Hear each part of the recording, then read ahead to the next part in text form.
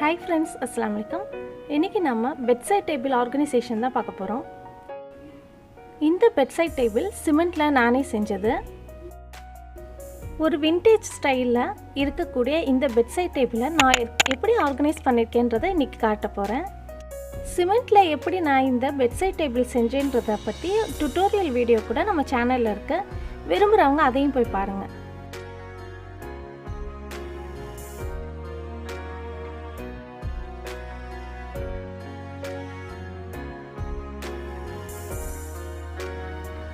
கலர்ஃபுல்லா இருக்கக்கூடிய இந்த பெட்சைட் டேபிளை நான் எப்படி ஆர்கனைஸ் பண்ணிருக்கேன்றதை பார்க்கலாம் வாங்க.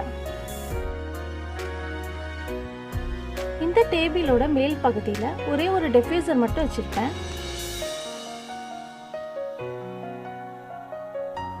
இது நைட் லேம்போட சேர்ந்து எசென்ஷியல் ஆயில் யூஸ் பண்ணக்கூடிய டிஃப்யூசர். இது 5 கலர்ஸ் இருக்கக்கூடிய ஒரு லேம்பு. இந்த டிஃப்யூசரில் வந்து தண்ணியோடு சேர்ந்து எசென்ஷியல் ஆயில் மட்டும்தான் யூஸ் பண்ணுறோம். அது வந்து மிஸ்ட்டு மட்டும் மேலே வரும். இதுலேருந்து ஸ்மோக் வராது, மிஸ்ட்டு வர்றதுனால உங்களுக்கு வந்து ரொம்ப ஹெல்த்தியான ஆப்ஷன் பெட்ரூமில் யூஸ் பண்ணும்போது. பார்த்திங்கன்னா தெரியும், நிறைய கலர் சேஞ்ச் ஆகும். உங்களுக்கு என்ன தேவையான கலரோ அதை நம்ம செட் பண்ணி வச்சுக்கிட்டா போதும்.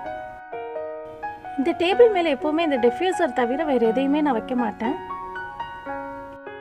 இப்போ வேறு ஏதாவது ஸ்டஃப் மேலே வச்சோன்னா நமக்கு ரொம்ப கிளட்டராக தெரியும்.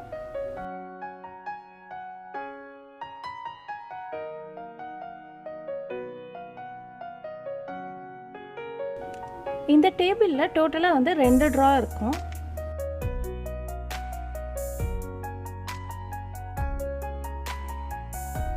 இந்த நார்மலாக இருக்கக்கூடிய ஹேண்டலுக்கு பதில் இந்த ரோசஸ் வந்து எனக்கு ஹேண்டலாக நான் வந்து யூஸ் பண்ணியிருக்கேன். இதை வந்து கிளேயில் நானே செஞ்சது.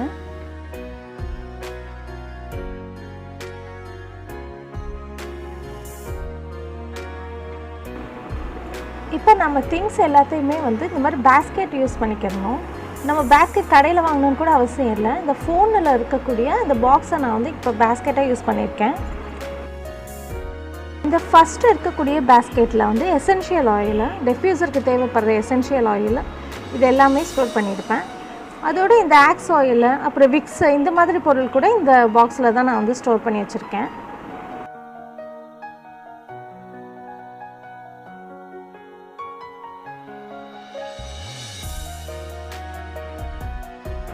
இந்த உட்டன் பாக்ஸில் வந்து டெய்லி யூஸ் பண்ணக்கூடிய மெடிசன்ஸ் மட்டும் வச்சுருக்கேன். இதை நம்ம வந்து பெட் டைமில் போகும்போது மறக்காமல் இருக்கிறதுக்காக இந்த பாக்ஸில் நான் வச்சுருக்கேன்.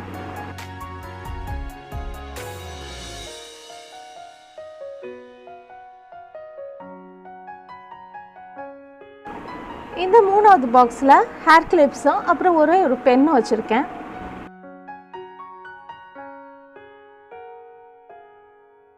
இப்போ கீழே இருக்கிற ட்ராயரில் என்ன இருக்குன்னு பார்க்கலாம்.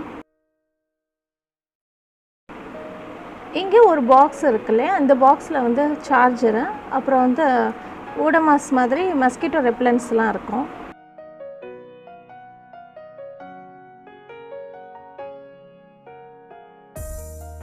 அப்புறம் பக்கத்தில் ஒரு நோட் பேடு, அப்புறம் ஒரு பென்னு. இது வந்து டெய்லி லிஸ்ட் எழுதுறதுக்கோ இல்லை நம்ம என்ன வேணுமோ அதை எழுதி வச்சுக்கிறதுக்கு இது யூஸ் பண்ணுவேன்.